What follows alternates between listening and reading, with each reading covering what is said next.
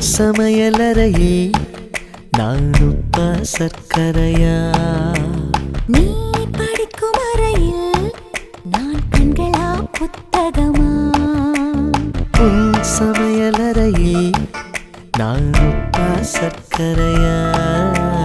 நீ படிக்கும் அறையில் நான் கண்களா புத்தகமா? நீ விரல்கள் என்றால் நான் நகமா மோதிரமா? நீதழ்கள் என்றால் நான் முத்தமா புன்னகையா?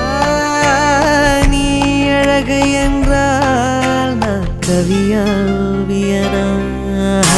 உன் சமையலறையில் நான் உப்பா சர்க்கரையா? நீ படிக்கும் அறையில் நான் கண்களா புத்தகமா?